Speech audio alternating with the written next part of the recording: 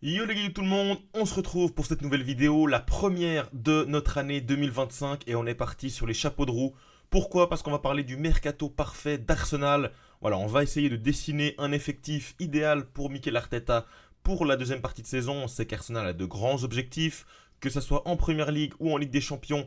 Il faut mettre de la qualité dans cet effectif parce que là, actuellement, ça commence à être un petit peu compliqué. On a également les récentes blessures de Saka qui va être out pendant 2 mois, qu'il va falloir pallier. Voilà, de nombreux éléments à aller chercher. Beaucoup également de gars qu'il va falloir faire sortir de cet effectif. Voilà, on va parler de tout ça, les départs, les arrivées. Ça sera dans cette vidéo. Avant que cette vidéo commence, les gars, n'hésitez pas à vous abonner.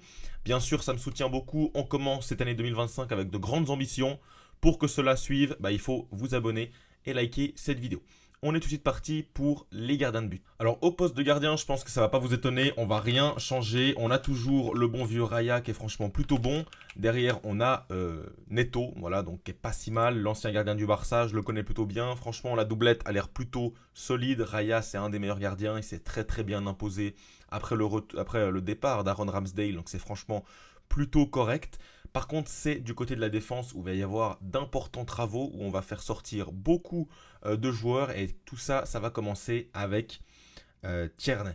Tierney qu'on va sortir en prêt. Tierney, voilà, il a été prêté déjà une première fois du côté de la Real Sociedad, ça n'a pas été top.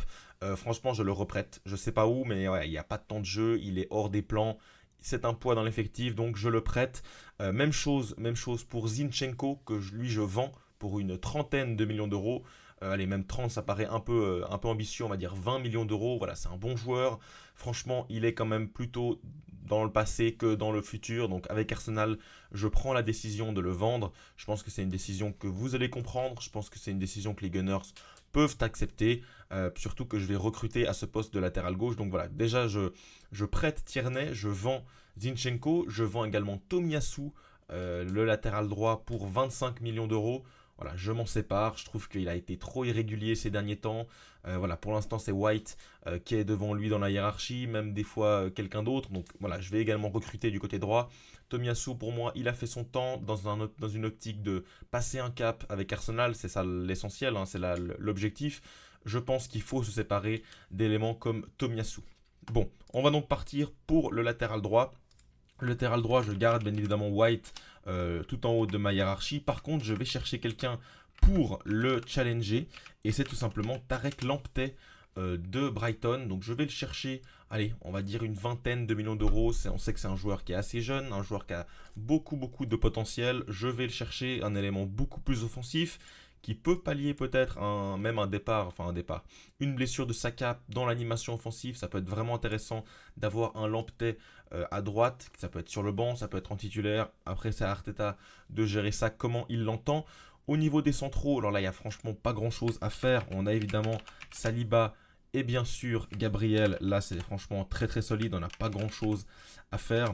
Voilà, on va quand même les noter ici, Gabriel et Saliba. On peut même faire jouer White ici au centre. On a également Timber qui peut rentrer dans une certaine rotation ici. Franchement, c'est top sur ce côté-là. On a même également Kivior que moi je garde qui peut remplacer ici un Saliba. Donc franchement, c'est parfait. Pour moi, je le garde. Kivior. Par contre, à gauche, c'est là où je vais faire un certain recrutement. Alors, je garde bien évidemment Calafiori en titulaire potentiel, hein, je le mets quand même ici. Calafiori. Par contre, derrière lui, je vais chercher un élément assez intéressant qui joue à Rotterdam, aux Pays-Bas, pardon. C'est tout simplement Jorel Atto. Donc Atto, je vais le chercher. Les gars, je vous invite à aller voir ce qu'il fait du côté des Pays-Bas. Franchement, c'est un élément très très intéressant à rentrer dans cette équipe, plutôt offensif. Franchement, ce serait un très très bon ajout en comparaison à Zinchenko, Tierney. Voilà, ça commence à être du vu et revu. Je pense qu'un Atto avec une grosse capacité physique à faire les allers-retours qui peut aider offensivement, qui est pas si mal défensivement dans une rotation, ça peut être très très intéressant. Et là, voilà, nos deux latéraux, on aurait quelqu'un de plutôt défensif comme Calafiori et White, et des éléments plutôt offensifs comme Atto et Lamptey. Je trouve que c'est vraiment deux solutions plutôt intéressantes pour ce milieu de terrain, ces latéraux, que ce soit gauche ou droite.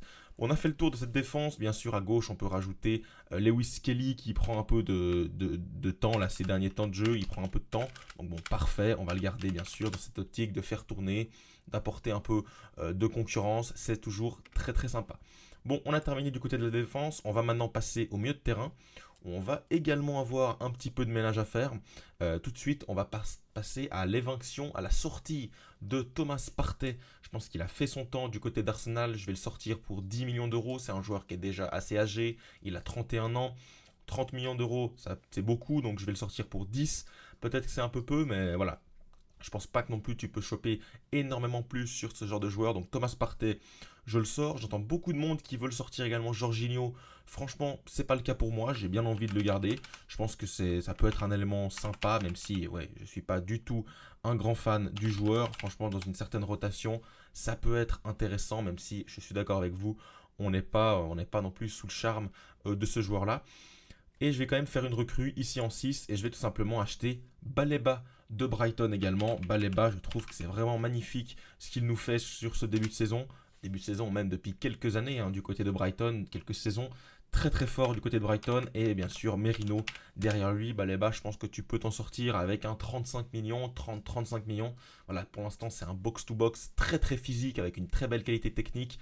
Il a passé un cap du côté de Brighton. Maintenant, je pense qu'il doit aller chercher cet échelon supérieur, que ce soit dans une rotation ou en tant que titulaire. Ça, c'est après à voir, bien sûr, avec l'état du joueur, l'état de Arsenal, l'état d'Arteta. Mais franchement, je pense qu'il ne ferait pas du tout tâche dans ce milieu de terrain.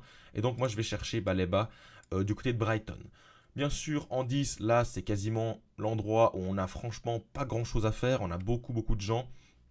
On a bien sûr le capitaine de cette équipe, Martin Ødegaard. On va l'écrire ici, mais bien sûr, Ødegaard, ça ne bouge absolument pas. Ça, c'est très solide pour l'avenir du club, donc on va le laisser. Et derrière, on a récemment le petit Nwaneri qui s'est révélé. Donc, c'est parfait, on peut faire tourner les deux. Je trouve que c'est franchement top. Donc, je ne fais pas aucun changement au poste de numéro 10. Sur le poste d'ailier droit, alors bien évidemment, on a Saka, mais qui s'est blessé.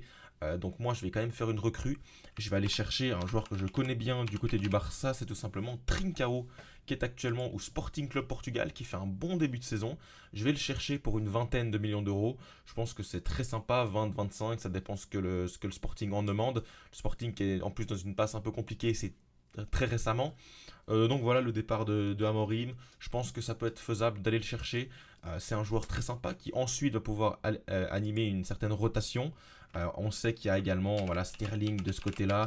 Sterling qui déçoit énormément. Donc moi j'ai pas envie de me reposer sur Sterling pour faire l'intérim. Je vais chercher Trincao pour 25 millions.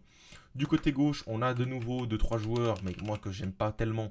Mais bon, on est quand même obligé de faire avec. C'est bien sûr Martinelli. Martinelli et Trossard. Martinelli et Trossard. Les deux joueurs, moi je suis pas fan.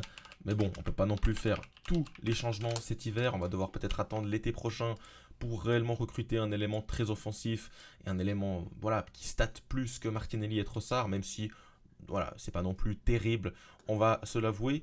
Et en numéro 9, alors là c'est là où on va avoir un gros débat. Que faire? Vendre Jesus ou le garder? Je pense que si tu le vends, si tu peux le vendre, il faudrait le vendre. Je pense que voilà, c'est un joueur, oui, qui revient plutôt bien, mais moi je pense qu'il a fait son temps du côté d'Arsenal. C'est pas le joueur qu'il te faut, c'est pas le joueur où il te fait réellement passer un cap.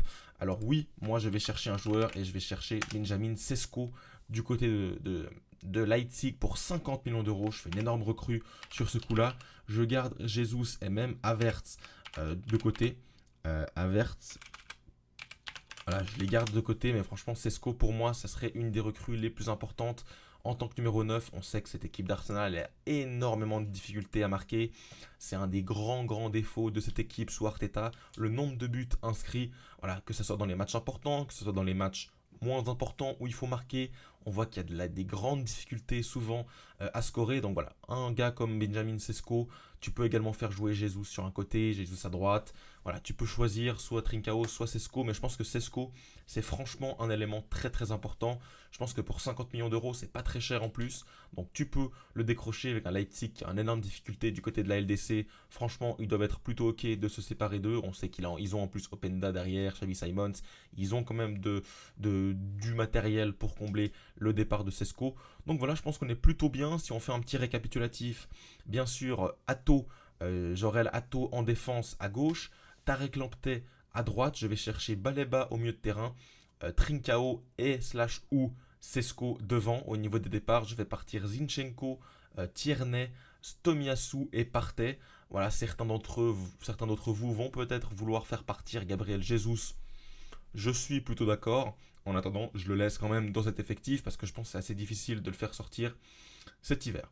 Ok les gars, donc voilà, le mercato touche à sa fin. J'espère que vous avez kiffé cette vidéo. Si c'est le cas, bien sûr, donnez-moi de la force en commentaire, donnez-moi vos avis. Si vous avez des meilleures idées, des meilleures pistes, je suis pas non plus un 100% fan et un 100% suiveur d'Arsenal. Voilà, j'ai un regard un peu neutre sur le club, donc je pense que je vais faire potentiellement des erreurs. Bien évidemment, j'attends de vous de me les corriger en commentaire, de me dire ce que vous en pensez de mon mercato idéal. Est-ce qu'il est idéal ou est-ce qu'il est pas idéal, réaliste, pas réaliste, je ne sais pas. En tout cas, bien sûr, l'Arsenal va devoir dépenser s'ils veulent revenir, que ce soit en Première Ligue ou s'ils veulent réellement faire une bonne prestation en Ligue des Champions.